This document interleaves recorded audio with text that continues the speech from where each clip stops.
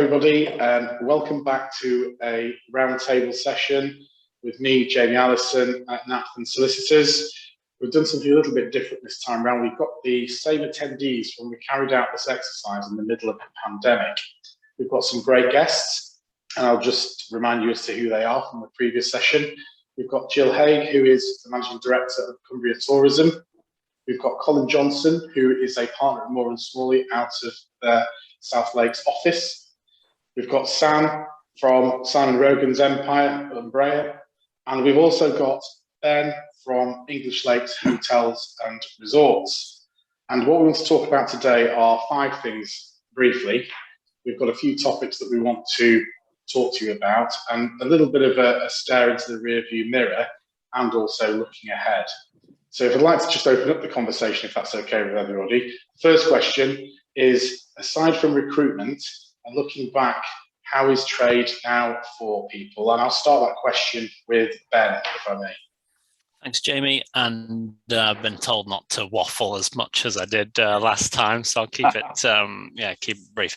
I mean, in short, trade's been very good, excellent, in fact, and that's across the group that we operate.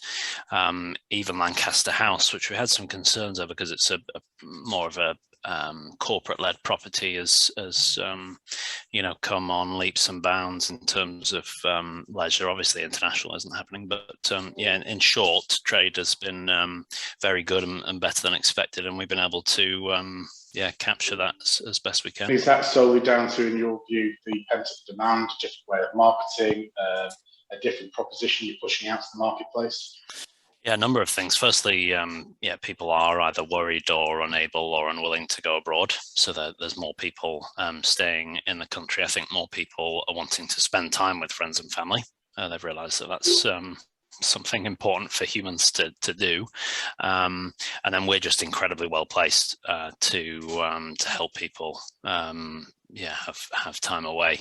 We're not it's not luck that we're here in the Lake District and around the Lake District, but it's lucky in this situation that we are, and our offering is well placed to help people have a wonderful time in and around the Lake District. That's great to hear. Great to hear indeed. And how about you, Sam? We had a great session when we did this last time round with you. How is trade now for your group? Very, very similar to Ben in a way. I mean, mine's purely, mostly from a restaurant point of view, but it's strong, really strong. And we didn't envisage it being this strong for this long, and that presents great things. And I'm sure Ben will tell you also operational challenges. But as far as the opportunity to have people coming through our doors goes, it's better than ever, in my experience. But how sustainable that is and how long that can sort of keep going for and how long businesses can manage through that is probably more for discussion later today. But it's, the problem hasn't been, are there people that want to eat out? That's not been the problem. Excellent. Okay. And Gill, from your perspective, given what you see on a daily basis, what are you hearing and feeling from the trade generally? So exactly what Ben and Sam have already said. So we probably can say that we've had record numbers in terms of accommodation across the sectors. Sorry, the dog's barking. During the last few months, and spend generally is higher. It's not necessarily higher across the board, because if they're spending more on accommodation, they're probably cutting back somewhere else. I think it's worth remembering, though, that this is great news for the last few months, but these guys lost half of their business, half of the value of their businesses last year, and for the first significant part of this year, they weren't trading at all. And I think it's also worth remembering that not all businesses are yet able to open at full capacity, partly because of restrictions around COVID, but also because of the staffing issues, which we'll probably touch on later. Thank you for that. And Colin, as an advisor in the marketplace in the Northwest, and particularly Cumbria, what are you seeing from your client base? I think echo really what the other attendees have said. Really, I mean, it has been a very strong summer. I think there's been a lot of benefit to operators from the 5% VAT rate being in place, which obviously is now starting to roll back to the normal VAT rate. There's been a lot of rates relief and support from the government in there. So, although performance has been strong, I think there's some challenges ahead. Debt's now starting to become repayable for quite a lot of people from the COVID loans that were made. The repayment period of those debts is relatively short in certain cases compared to the normal structure of a commercial mortgage or something like that. So I think there's going to be some challenges over the next couple of years as things perhaps start to settle a little bit. And the lakes is perhaps a destination, of course, whereas some other areas of the northwest don't benefit from the level of income in tourism that the lakes does. So other areas perhaps haven't fared as well as the lakes. I think that's a fair point. Thank you for that. Sam's eager response to the question, Ben's to some extent, probably links to the next question I've got, and that's really giving me 2 examples of how you've innovated over the last 18 months, 2 years or so, and will those innovations be sustained? So I'll come to you, Sam, on that one, please. Yeah, I think the last time we spoke, we were starting to get into the sort of takeaway, I suppose, it's the right way to call it, and which was, I think we spoke about the idea that we built our reputation on in-house dining and taking an unassuming building and creating an experience that would hopefully give a lifelong memory. That was our, basic business model or product model. And then the sudden idea, to have that taken away from us, couldn't have guests in. What do? We'll send it to you. And a little point on that, what was really interesting is as time went on, the amount of people that were genuinely grateful that we'd done it. And this is interesting because not just from a day-to-day revenue point of view, but then they're very thankful that there was an opportunity to have something wonderful at home. People that couldn't celebrate a birthday, a 40th, 50th, 60th, that kind of thing. And they were sort of writing in and email and videos of them saying thank you whilst eating their dinner. I'm going, you did pay for it. You know that. You didn't, it was a transaction, but there was a wonderful idea that people were grateful for that. And that wasn't strategic. It was, what can we do? We didn't really think of that emotional response. So the good news is that has carried on, and Home by Simon Rogan is now a new arm to our business. It's a new revenue stream. It's got a new site. It's an industrial site in Flukeborough. A team of people that have been working through the company in our kitchens and in our restaurants now work in there, and they run and send it out. And we've just sold 1,200 meals for Christmas Day to send out for people's Christmas Day, and Valentine's Day is coming out soon. Yeah, it's now a sustainable standalone business, but also out of that unit, we can do other things. We can do events from there, and we can do all sorts. So that's the first sort of thing, really. That innovation we were speaking about last time has become something much more concrete now, with more jobs because of it. So we've hired more people, and it's during the day, right? A lot of our business is at day and night, but that business is during the day. So there's a few people that it really applied to in our business model that wanted to work days rather than nights. So that was the first thing. And the second, and this does sort of touch on recruitment, but it is an innovation, so it's more the educational side. We started an academy, and we had this in the pipeline pre-pandemic. We didn't do it, and then as we were coming out of the pandemic, it was something that was pipeline for 2022, and then we thought actually this ties in with the need now. So 15, well, it was originally 8 places for chefs to start on the academy by Simon Rogan, but the demand was quite high. And it was really interesting, and I think Ben will be interested on this, that you put an advert out for a trainee chef, not many applicants at the moment, but by putting more into it and having the educational arm with where you get qualifications, and there's a trip to Hong Kong as a wonderful sort of thing at the end, and spending time in all the different restaurants, lots of applicants. So we actually doubled the intake to 16, and it went to 15 at the end of it. So those kids are now working across the restaurants, which is great. And the academy's grown. We've just taken our front of house intake. They start in February, 8 new people starting there. And so the whole educational arm off the back has become a much bigger thing than it ever was for us.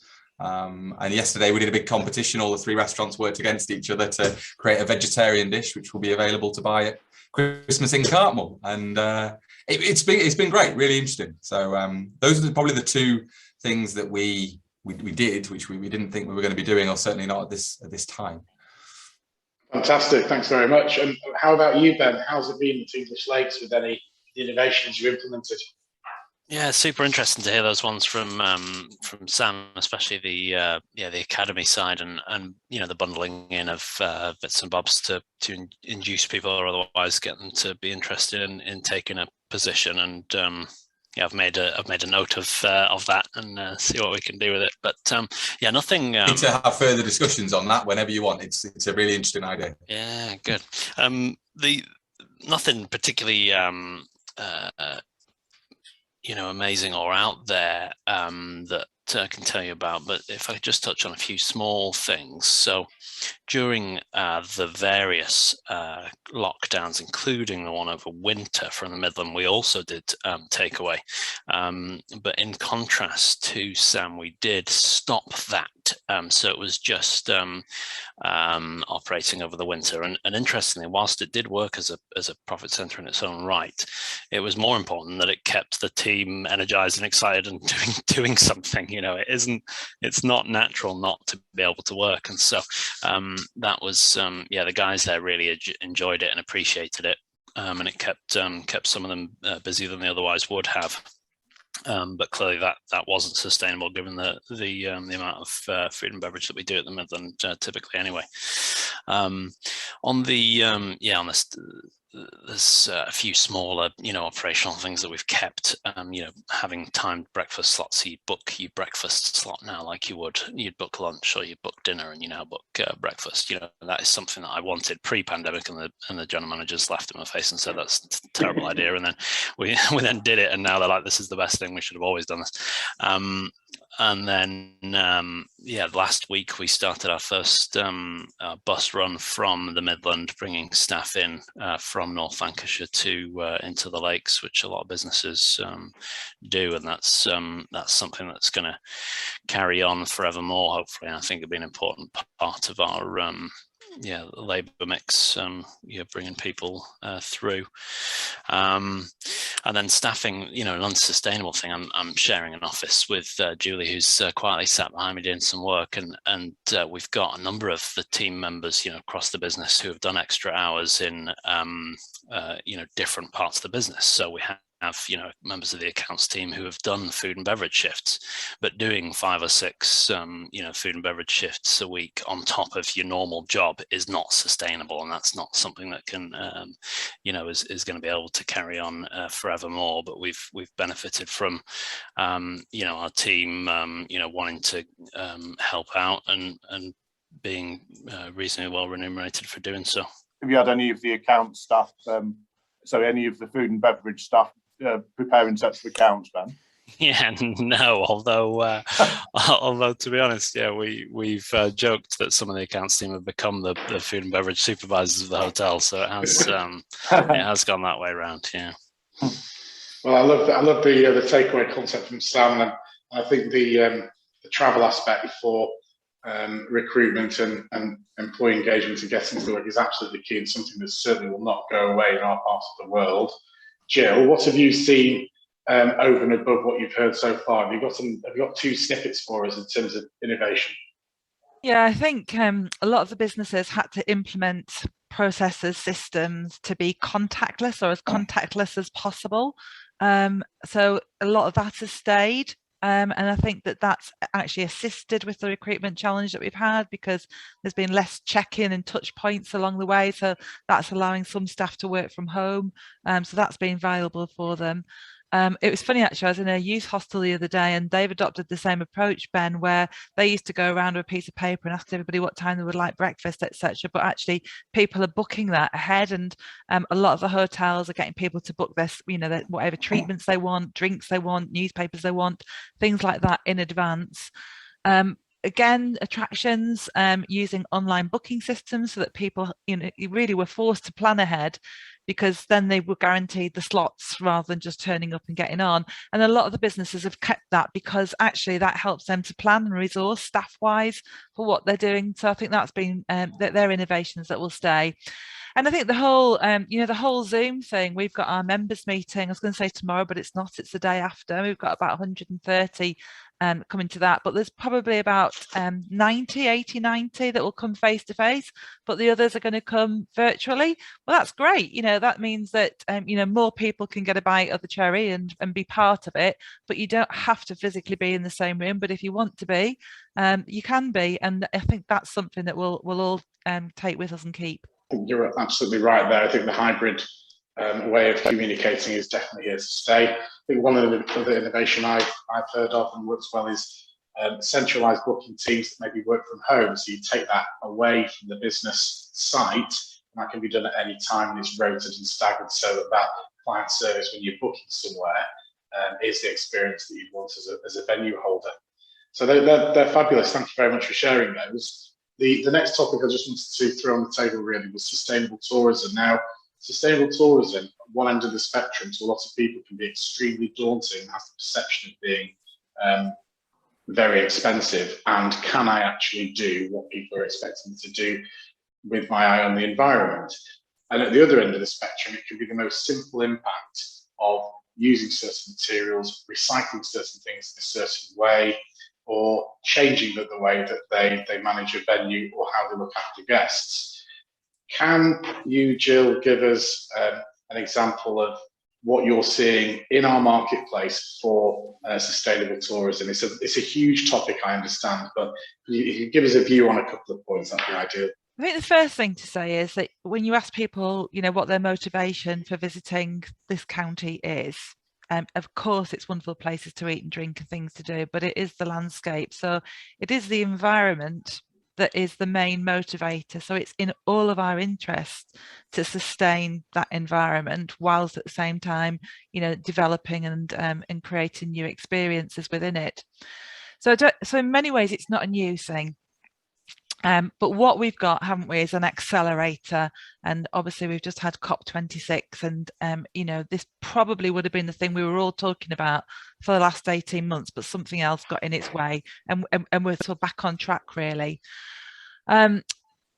What I'm seeing is businesses taking it into their own hands and adapting and bringing forward some fantastic innovations within their businesses, really thinking about how they can reduce their carbon footprint or their visitors' carbon footprint, how they can reach net zero within their own business. So it's everything, and I won't steal your thunder, Ben, but it's everything from some of the brilliant things that are happening at Lowood to reducing single-use plastic, to reducing food waste, to looking at how they're bringing in their energy, transport for staff and how they're coming in. And I'm really interested in how also we're going to use this now and capitalise on this to inspire our visitors to come and have a carbon zero experience and holiday as close to it as we can. So we're not at the beginning of the journey, but we're by no means at the end of the journey. There's an awful lot we've got to do, and we've missed some time, we've lost some time. So there's a great acceleration, but I think combine that with the motivation and the landscape that we've got, and I think we're on to a winner here in Cumbria. Yeah. But we're going to need some support and help along the way, Mr. and Mrs. Government. Ben, what have you got to say about sustainable tourism and any methodology you guys have implemented? Yeah, so firstly, just a side point, with sustainable tourism, I think it's important to define for oneself what sustainable tourism is and what is unsustainable when it comes to tourism, because unfortunately there are people in our community that don't want any tourism. They just don't want people here at all, and they're they're all too willing to jump on a term and try and use it to reduce people coming and enjoying our wonderful landscape. And that's been the same for hundreds of years. That there's been people that have tried to do that. So, but for us, what we look for is trying to be great custodians of what we have, because we're going to be here a long time, and our children and their children and hopefully their children are going to be here for a long time. So it's how do we look after what we have and work with our neighbours and our partners to make sure that they look after what they've got. So, you take a site like Lowood Bay, and we'll soon, if not already, be, taking more carbon out the atmosphere than we pump out from our guests, through things like tree planting and our hydro scheme and all the rest of the wonderful things that we do here. So really, for me, it's looking at what we can do, to take things along, and some of it aligns perfectly to what we want to do as a business. So clearly the hydro scheme is fantastic because it gives us cheap, reliable energy, and the water is there, and sometimes it rains in the Lake District, right, and we can use that for our own power. Guests coming and staying for a longer period of time is fantastic for us as a business, and also great for the environment because they don't have to travel as long. So how can we tweak our product to make that more likely? Well, that's what we're going to be looking forward to over the next few years. That's great. Thank you very much. Sam, what's your view? What are you guys doing? This is a topic I speak about quite a lot at work because as far as restaurants go, we've been awarded some pretty big awards here and in Hong Kong for our sustainable and green approach. And I'm a little bit convoluted about them, to be honest. I think one thing we've kind of all touched on is we've all got different views of what sustainability is, what it means to you, what it means to me. Sustainable tourism, are we talking about what we do with the waste when the guys get here, or how much tourism comes day to day? Can the roads cope? I mean, it's interesting. I think what's great now is everyone here is clearly looking at their operation and what do they do when you've got guests in house, and how can we deal with it? And we do all the things we can do, all the sort of bits and bobs, like we've got everything that we purchase, the uniforms, we look into the trail of where the cotton comes from. We do a lot of work on our packaging and plastics with zero food waste now, which is great. We've got composting machines, and it's also beneficial from a business point of view, right? I was buying compost and paying someone to take my waste away.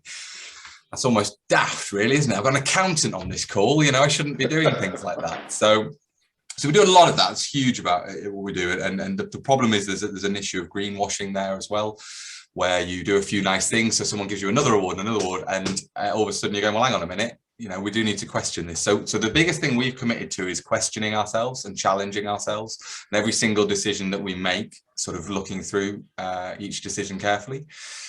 It's not a case of having a HR meeting, then having an operational meeting, a financial meeting, and then having a sort of chef's meeting. Sustainability sits across the lot. And so we now have a sustainability lead, a lady called Daniela. She used to run one of our restaurants, and she's now basically allowed to veto anything we do within reason. And I think what the most important thing is just challenge. Just because something has some sort of accreditation, find out what the accreditation means. And the truth is that's really hard, really time consuming, and really expensive. And it's very difficult as a business to have that extra layer of decision making, but it's one of those things you just sort of have to lean into. I think Gill hit the nail on the head. Mr. and Mrs. Government, could you please help us out a little bit?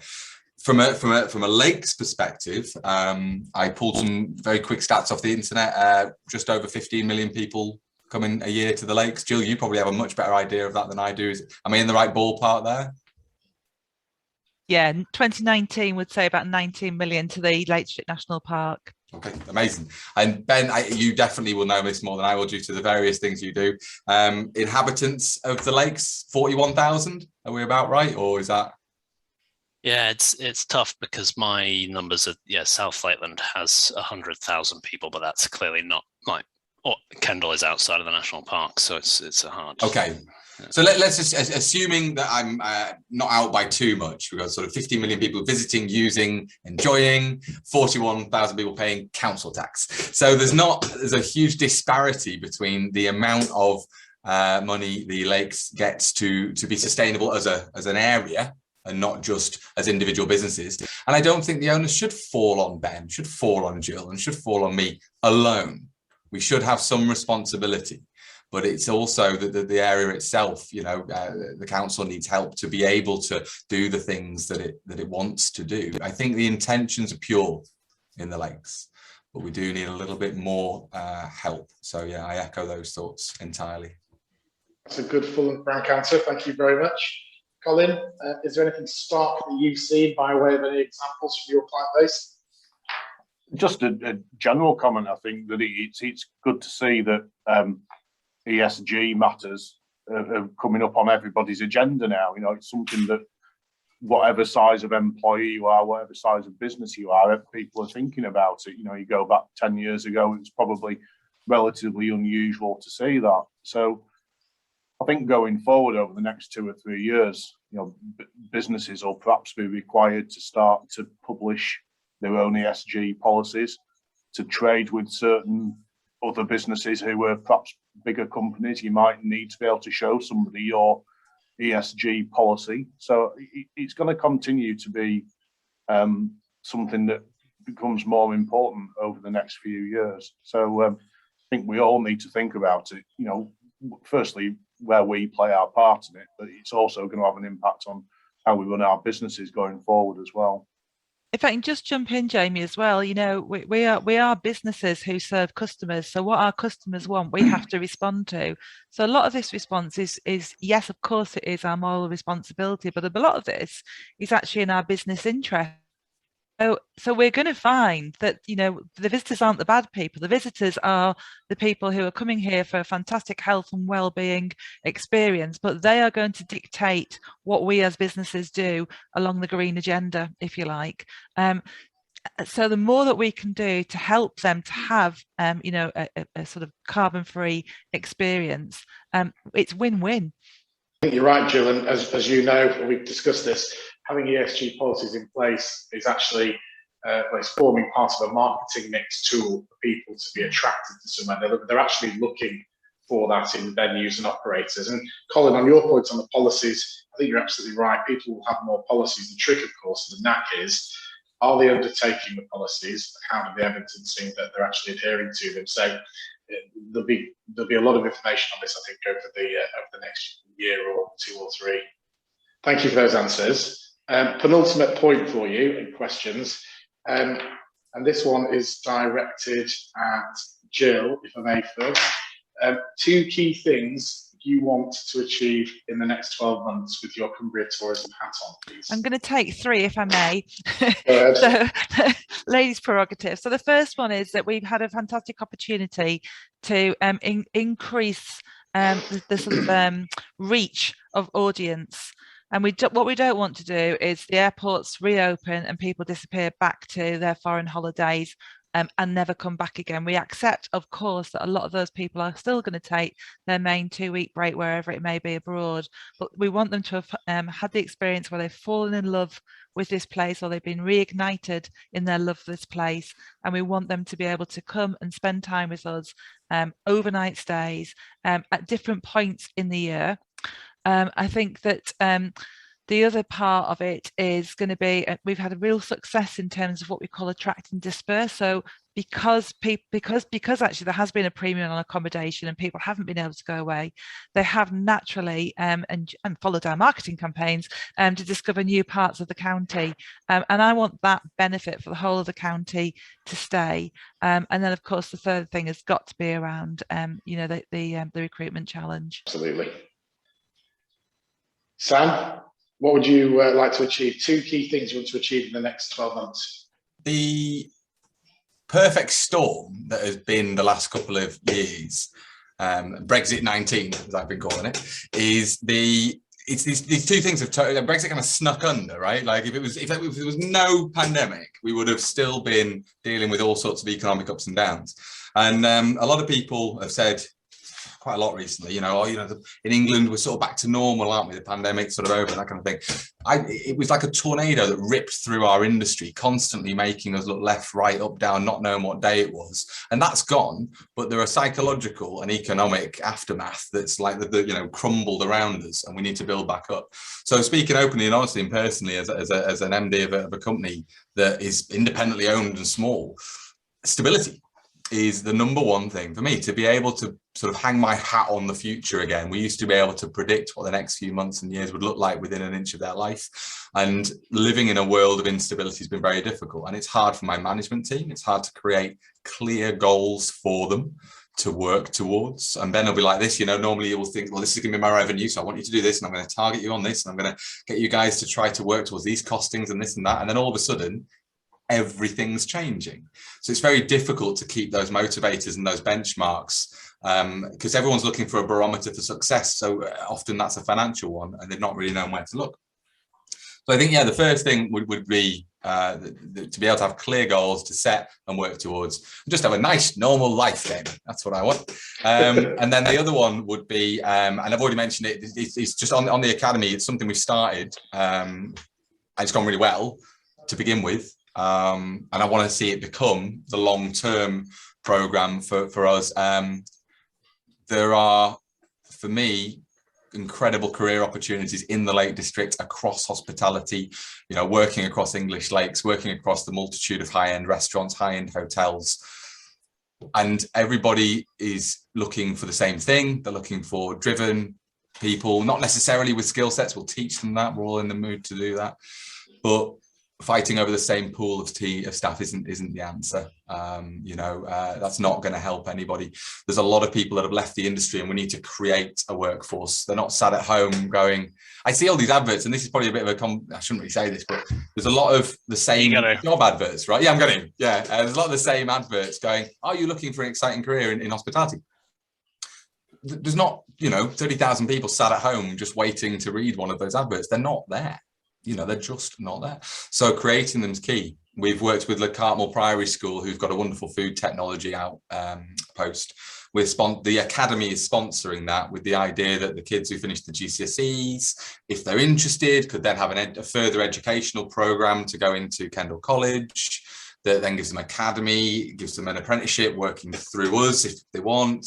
And then when they get to the end of that, there may be a job, there may not, and they may go off into the industry. So it's not just about creating jobs for us, it's about creating jobs for the industry. And so stability and in both the way we run the business and a recruitment pipeline that means we have a sustainable business. Excellent. Ben? Yeah, good. So yeah, for me, one of the things that's key for the next 12 months is, and I've got it in my head, is it's raising standards season.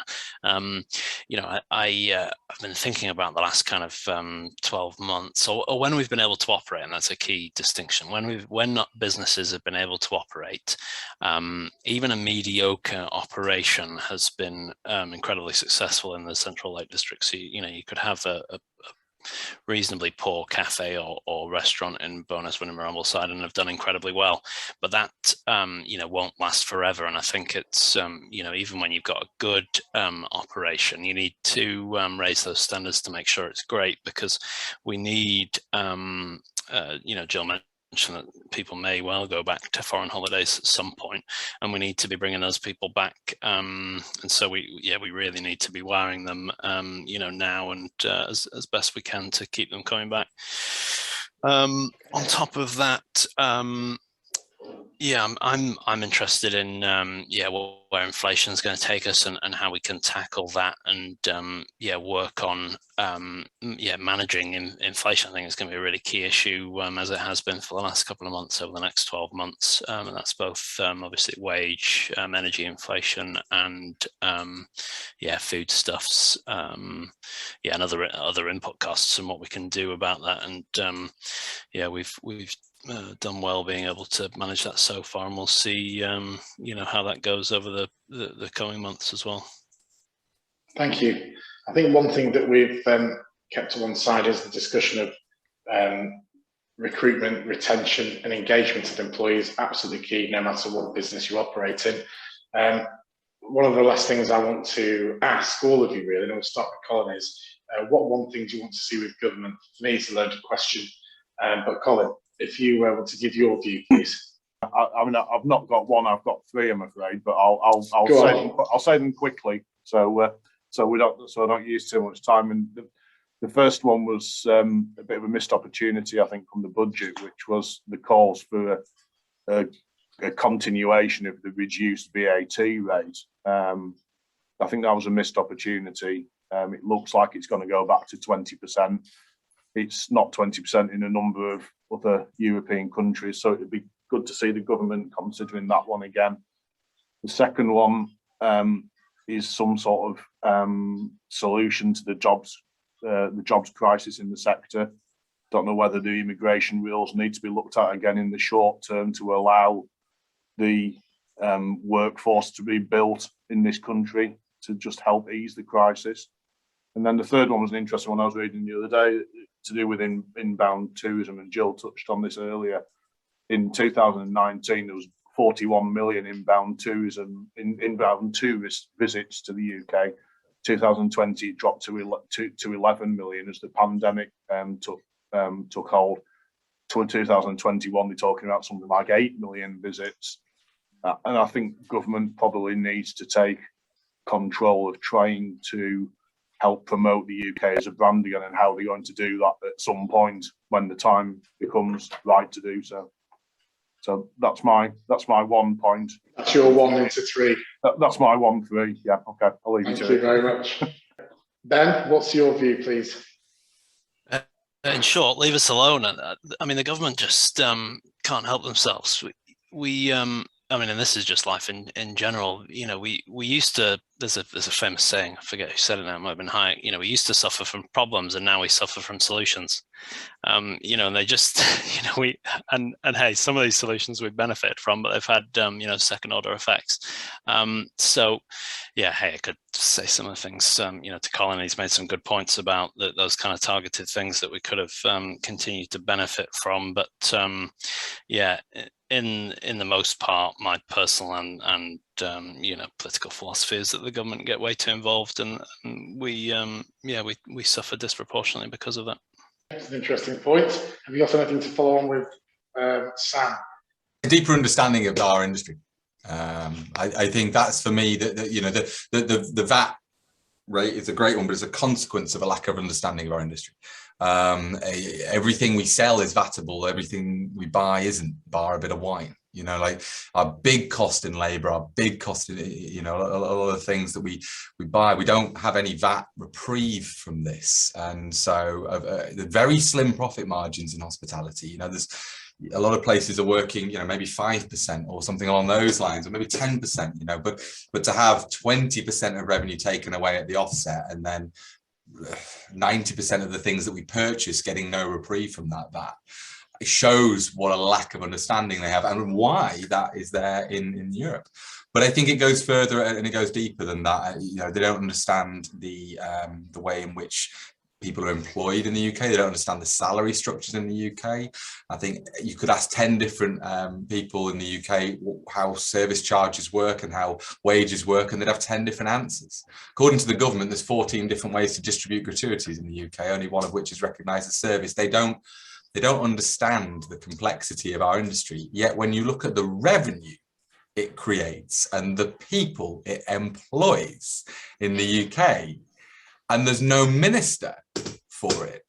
It just, I mean, there was a big sort of charge last year to try to get a minister of hospitality, and it was fundamentally poo-pooed.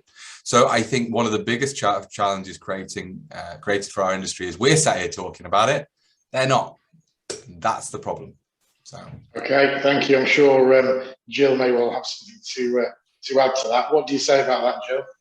I say that we're on a panel of very wise people. So the 3 things that Colin raised are exactly the 3 things that I would say directly to government. However, and sorry, Ben, I agree with you too, but what Sam's just said there, I was at a conference yesterday where the tourism minister was speaking, and actually I've been in post for 4 years, and I'm on to my 4th tourism minister, but this tourism minister has been in post for half of that time. He's really good. He does understand it. He comes from the industry, but unfortunately DCMS doesn't carry the weight in government, and he liaises with Home Office, he liaises with BEIS, with the Treasury, but somehow you, Sam, unfortunately and frustratingly, those who are making the key decisions that can really unlock things for us don't understand that actually put a bit in and your return from this industry is absolutely huge.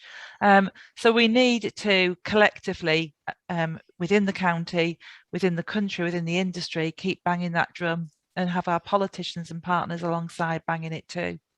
And the truth is most hospitality business models are unsustainable, and a lot of the historically people have been put off by it because people have to work long hours or underpaid and things like that, and that shouldn't be the case, but it's a result of business owners having to do whatever they can to survive.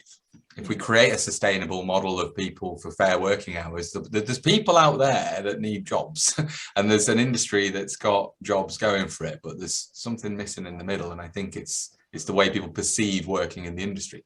But if that changes, a huge amount changes for everybody. I think as well, you know, on the recruitment challenge, you know, in somewhere like Cumbria, we're a population of less than 500,000, but we have this, you know, I mean, talked about the national park visitor numbers, the county as a whole is double that and more. You know, so it isn't one size fits all. And I think what the government have done is they've turned the taps off in one go in terms of that funnel of people being able to work here, and that's catastrophic for us. Actually, look at what Sam and others are doing in terms of investing in people, investing in transport, being innovative in the way that they manage their workforce and support their workforce and skill their workforce. But actually, we can't regrow and deal with all of these costs and challenges and change that we need to make with well, actually both arms tied behind our backs. So we need some support, and this is a willing industry that can, you know, that can turn things around. So a little bit of support will go a long way. I couldn't agree more. It's a vibrant industry as well. If I just finish on this particular point as well, one business in Cumbria, and this is where I want the government to give more reprieve. Sam used the word reprieve before, I think it's fitting. But one business in Cumbria spends £100,000 a year to actually collect and drop off its employees so they can go to work and give that experience to the tourism, to the tourist sector and tourists that visit our lovely place. They need to do more as far as I'm concerned. So the more of that reprieve, the better. And who knows, Colin, let's see what the next budget sounds like and how it comes across. I'd like to thank you all for this today. The last time we did this, it was a very different environment. It still is a different environment. It's just got a different coloured hue. Well done to Ben, Sam and Gill for what you're doing for everybody in our area, in the county, for the members and for customers. And my thanks go to Colin as well. So thank you, everybody. Have a great day. See you soon.